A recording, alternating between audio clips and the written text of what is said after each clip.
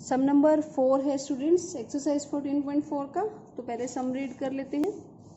तो ये है sum number 4, find the mode of this given series, यानी हमें ये सीरीज दी हुई है और इसका हमें मोड फाइंड आउट करना है। तो स्टूडेंट्स मोड फाइंड आउट करने से पहले हम इसे क्वेश्चन को नोट कर लेते हैं। तो यहाँ पर क्वेश्चन में क्या क्या डिजिट्स हैं, 14, 25, 14, 28, 18, 17, 18, 14, 23, 22, 14 एंड 18। तो सबसे पहले हमें इसे क्या लगाना पड़ेगा, असेंडिंग ऑर्डर में। जब असेंडिंग ऑर्डर में लगाएंगे स्टूडेंट, सबसे पहले क्या आएगा 14, और 14 जो है वो 4 टाइम्स है, इसलिए मैंने यहाँ पे 4 टाइम्स लिखा। देन उसके बाद 17 है, और उसके बाद जो 18 है वो 3 टाइम्स है, ठीक है। देन उसके बाद 22, 23, 25, 28। तो इस तरह से हमने इसे असेंडिंग ऑर्डर में लगा लिया। अब स्टूडेंट्स हमें क्या फाइंड आउट करना है, मोड। तो mode is a most frequent observation, यानी वो ऑब्जर्वेशन जो मैक्सिमम फ्रीक्वेंसी है जिसकी, या जो सबसे ज़्यादा मैक्सिमम टाइम आ रही है, उसे क्या बोला जाता है, मोड। तो यहाँ पर जो 14 है, 14 अकर्स मोस्ट फ्रीक्वेंटली।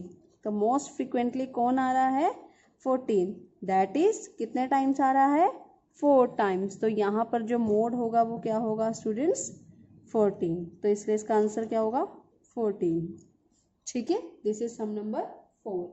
अब स्टूडेंट्स 5th सम है इस चैप्टर का, सॉरी इस एक्सरसाइज का, सम नंबर 5। पहले रीड करते हैं सम नंबर 5 में बोला हुआ students, find the mean salary of 60 workers of a factory. यानी एक फैक्ट्री है, उसके अंदर 60 वर्कर्स हैं, उनकी मीन सैलरी को फाइंड आउट करना है। तो यहाँ पर सैलरी गिवन है कि जो 3000 सैलरी है वो 16 वर्कर्स को मिलती है, 4000 सैलरी है वो 12 वर्कर्स को मिलती है, 5000 सैलरी है वो 10 वर्कर को मिलती है, 6000 सैलरी है वो 8 वर्कर को मिलती है। तो यहाँ पर दिया हुआ है कि टोटल जितने भी सैलरीज है वो 60 वर्कर्स को दी जाती है। तो सबसे पहले हमें क्या फाइंड आउट करना है, मीन।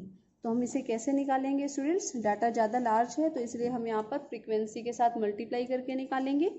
तो यहाँ पर जो सैलरी दी हुई है जिसे हम क्या मान लेते हैं, एक्स, ठीक है, एक्स आई, ठीक है।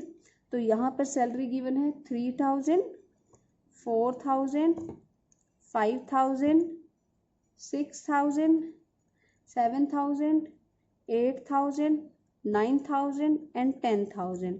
देन यहाँ पर नंबर ऑफ वर्कर्स दिए हुए हैं, तो number of workers nothing but F I, ठीक है। फ्रीक्वेंसी हो जाएगी, तो ये फर्स्ट की थी 16, देन 12, 10, 8, 6, 4, 3, 1। तो टोटल यहाँ पे क्या हो जाएगा, 60, टोटल 60, यानी summation of F i is 60। इस सब का सम है ना, सम के लिए हम सिग्मा यूज करते हैं, तो this is summation f i is equal to 60। अब हम स्टूडेंट्स क्या करेंगे, इन दोनों को मल्टीप्लाई कर लेंगे तो एक्स आई और एफ आई निकाल लेंगे। यानी एक पर्सन को इतनी मिलती है तो 16 पर्सन को कितनी मिलती है, 48,000। एक पर्सन को 4 मिलती है तो 12 पर्सन को कितनी मिलेगी स्टूडेंट्स, 48,000।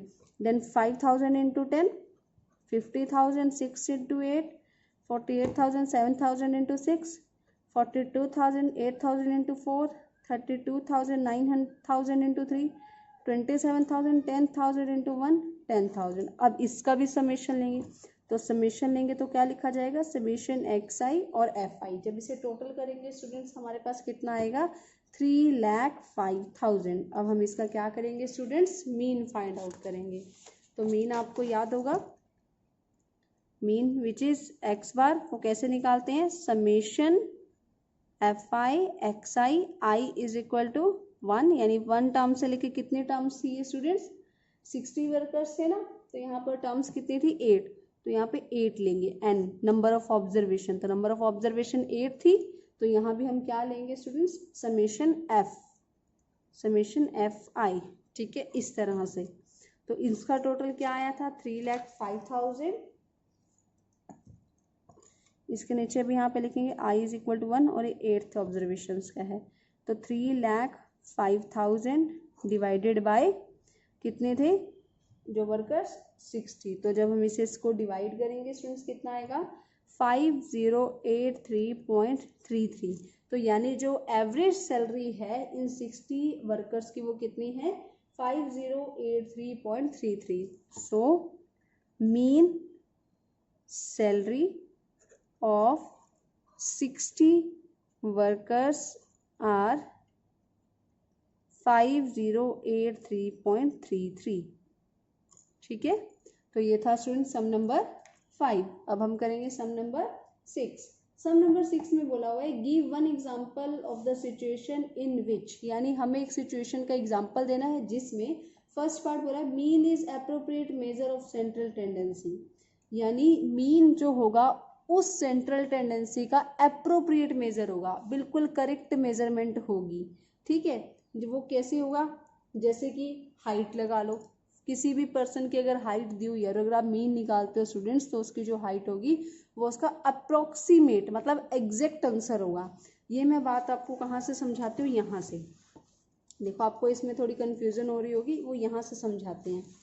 जैसे यहाँ पर उसने बोला हुआ है एक छोटी सी फैक्ट्री है, स्मॉल यूनिट फैक्ट्री है जिसके अंदर 5 एम्प्लॉय है, सुपरवाइजर है और 4 लेबर है। जो सुपरवाइजर है उसको तो 15,000 पर मंथ मिलती है और जो लेबरर है उसे एक पर्सन को एक महीने की 5,000 सैलरी मिलती है। तो वो लेबरर कितनी थी, 4 थी, तो 5,000 प्लस 5,000 प्लस 5,000 प्लस 5,000, और जो सुपरवाइजर था वो कितने क्या था, एक ही था, तो उसको मिल रही थी 15,000। तो इसे डिवाइड किया तो कितना आया 7,000। अब जो स्टूडेंट्स यहाँ पर मीन सैलरी आई है वो 7,000 आई है अकॉर्डिंग टू मीन। बट अगर हम मीडियन की बात करें या फिर मोड की बात करें तो उसके अकॉर्डिंग क्या आई है 5,000 मीडियन के अकॉर्डिंग, और मोड के अकॉर्डिंग क्या आई है 5,000। इसका मतलब जब हमने इन तीनों मेजर्स को कंपेयर किया तो हमें पता लगा कि जो मीन सैलरी है 7,000 ये एक अप्रोक्सीमेट एस्टिमेट दे रही है, मतलब डाटा को अच्छी तरह से इफेक्टिवली रिप्रेजेंट नहीं कर रही, बल्कि जो मोड है और मीडियन है वो डाटा को बिल्कुल एग्जैक्टली रिप्रेजेंट कर रही है। 5,000 है तो इसमें इन्होंने 5,000 को रिप्रेजेंट किया है। ठीक है, बट जिसमें 7,000 है ये इसको एस्टिमेट दे रही है स्टूडेंट्स, अप्रोक्सीमेट एस्टिमेट दे रही है वेजेस का, तो जिस वजह से डाटा को अच्छी तरह इफेक्ट नहीं कर रहा।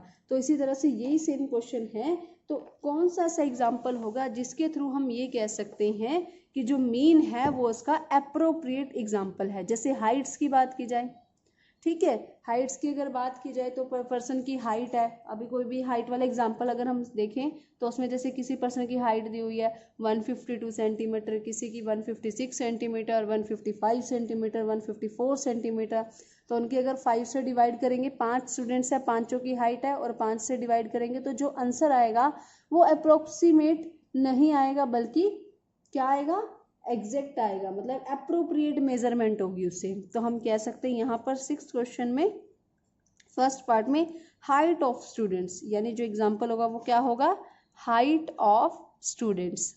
ठीक है, अब सेकंड पार्ट में पूछा है mean is not appropriate measure of central tendency but median is an appropriate measure of central tendency, तो इसका भी एक एग्जाम्पल देना है। तो यहाँ पर उसने बोला है कि जो मीन है वो अप्रोप्रिएट मेजर नहीं है सेंट्रल टेंडेंसी का, जैसे अभी हमने एग्जांपल देखा, बट उसने बोला मीडियन सेंट्रल टेंडेंसी का अप्रोप्रिएट एग्जांपल है, तो एग्जांपल देकर बताओ कैसे। जैसे स्टूडेंट्स यहाँ पर हम डिफरेंट ऑब्जेक्ट ले लेते हैं, पेन, बुक, रबड़ बैंड या फिर रबड़ बैंड या फिर मैच बॉक्स या फिर चेयर, अगर उन सब के वेट को अरेंज किया जाए तो वहाँ से अगर हम इन सब की जो मीडियन है वो निकाला जाए, यानी किस किस का मैंने बोला आपको weight of median weight of pen, ठीक है, बुक, रबड़ बैंड, मैच बॉक्स या फिर चेयर, अगर इन सब का वेट गिवन है आपके पास, पेन का वेट गिवन है, बुक का वेट गिवन है, रबड़ बैंड का वेट गिवन है, मैच बॉक्स का गिवन है, चेयर का गिवन है, तो अगर इन सब का आपको मीडियन फाइंड आउट करना पड़े तो आपको एग्जैक्ट आंसर मिलेगा कि जो मीडियन होगा वो क्या होगा। ठीक है, इसको पहले आप सभी जो वेट होगा वो लिखोगे, देन उसको आप क्या करोगे असेंडिंग या डिसेंडिंग ऑर्डर में लगाओगे, तो जो मिड में आएगा वेट वो क्या होगा मीडियन वेट होगा। तो स्टूडेंट्स ये थी आपकी एक्सरसाइज 14.4, तो ये हमने कवर किया और इसी के साथ जो स्टूडेंट्स हमारा जो चैप्टर है 14 वो कवर हो चुका है। ठीक है। तो आई होप आप लोगों को अच्छे से समझ आया होगा स्टूडेंट्स। और अगर आपको कोई 14 चैप्टर में प्रॉब्लम है या आपको किसी कंसेप्ट में प्रॉब्लम आ रही है या कोई क्वेश्चन नहीं सॉल्व हो रहा, तो स्टूडेंट्स प्लीज़ कमेंट सेक्शन में कमेंट करके ज़रूर बताइएगा। मैं आपसे इंटरेक्शन ज़रूर करूँगी और आपको उसका सोल्यूशन डेफिनेटली प्रोवाइड किया जाएगा। तो स्टूडेंट्स आई होप आप लोग अच्छे से स्टडी कर रहे हो, ठीक है। तो मेरी इन सभी वीडियोस को सपोर्ट करो ताकि मैं आपको अच्छे से और टीच कर सकूं, ठीक है।